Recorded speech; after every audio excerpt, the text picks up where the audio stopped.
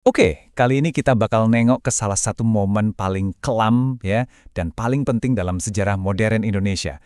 Tragedi 1965. Sebenarnya apa sih yang terjadi dan kenapa kok sampai sekarang lukanya itu masih kerasa banget? Yuk kita coba bedah bareng-bareng. Nah, pertanyaan ini jadi pusat dari cerita kita. Kenapa? Soalnya semua pertumpahan darah yang bakal kita omongin, pemicunya itu sesuatu yang kelihatannya sepele, tapi dampaknya luar biasa. Cuma sebuah siaran radio, siaran di pagi-pagi buta yang akhirnya mengubah total arah sejarah bangsa kita. Oke, sebelum kita ngomongin ledakannya, kita perlu lihat dulu sumbunya kan? Jadi bayangin deh, pertengahan tahun 60-an itu, Indonesia udah kayak tong mesiu politik yang siap meledak. Ada tiga kekuatan super besar yang lagi sikut-sikutan. Presiden Soekarno tentunya, terus ada Angkatan Darat yang kuat banget, dan Partai Komunis Indonesia atau PKI yang lagi naik daun banget. Dan situasinya itu memanas dengan cepat banget.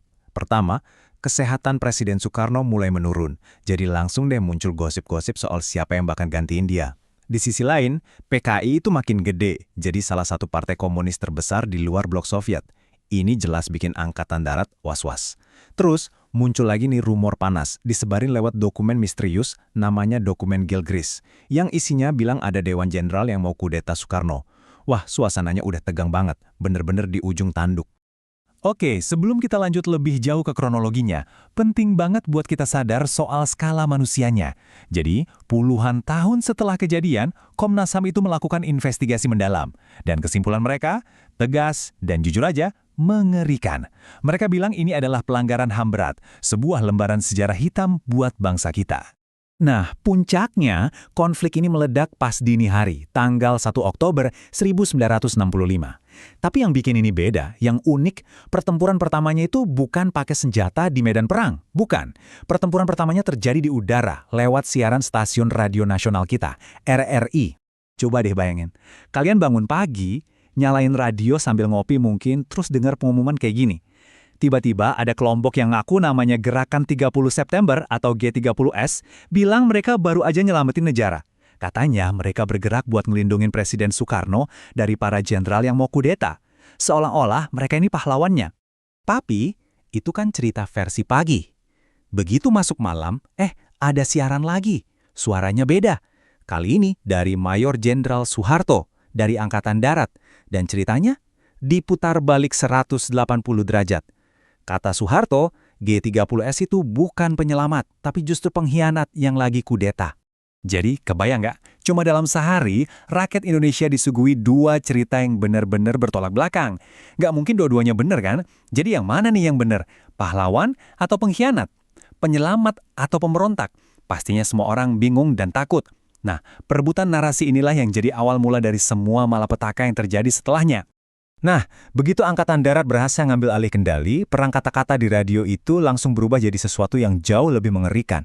Jadi kampanye kekerasan yang brutal dan menyebar ke seluruh negeri. Narasi versi Angkatan Darat tadi dipakai sebagai pembenaran, sebagai lampu hijau untuk apa yang terjadi selanjutnya. Dan narasi yang menang ini harganya mahal banget. Harganya adalah nyawa manusia. Angka perkiraan yang paling konservatif aja nyebutin lebih dari 500.000 orang tewas. Bayangin, 500.000 jiwa. Mereka dibunuh dalam apa yang disebut operasi pembersihan massal, targetnya siapapun yang dituduh komunis. Seringkali cuma modal tuduhan, tanpa bukti apa-apa. Laporan Komnas HAM itu benar-benar merinci kengeriannya. Ini tuh bukan cuma pembunuhan massal biasa kalau bisa dibilang gitu. Ini adalah kampanye kejahatan terhadap kemanusiaan yang sistematis.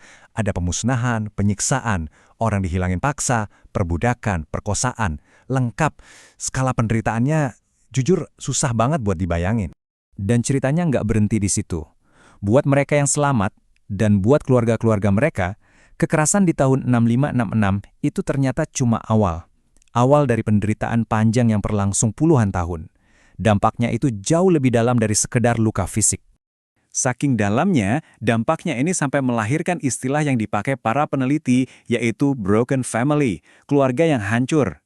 Coba deh bayangin sesaat, orang tua kita, ayah atau ibu, dibunuh atau dipenjara. Terus kita sebagai anak harus tumbuh besar nanggung beban itu semua. Trauma kayak gini tuh nggak berhenti di satu generasi aja, tapi terus diwariskan ke anak cucu. Stigma ini yang jadi semacam hukuman seumur hidup yang nurun ke generasi berikutnya.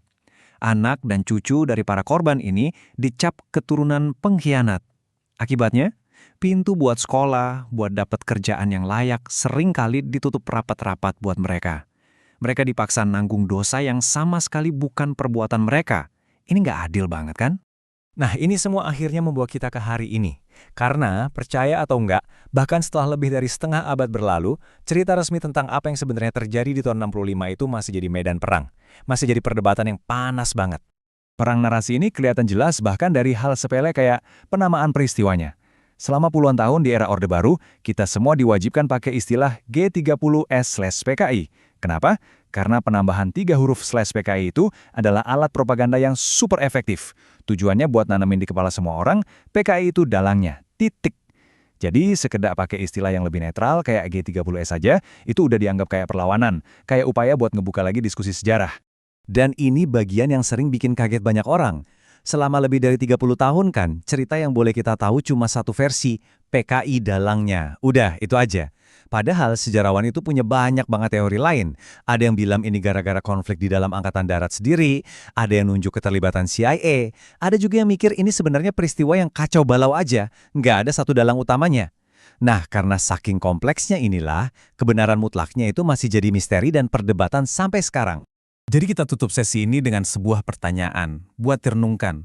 Kalau sebuah bangsa punya luka sejarah yang sedalam ini, dan ceritanya aja masih simpang siur, terus gimana caranya kita bisa nemuin jalan menuju keadilan dan rekonsiliasi? Nah, pertanyaan ini mungkin nggak bisa dijawab sekarang, di sini, tapi ini penting banget buat kita pikirin bareng-bareng.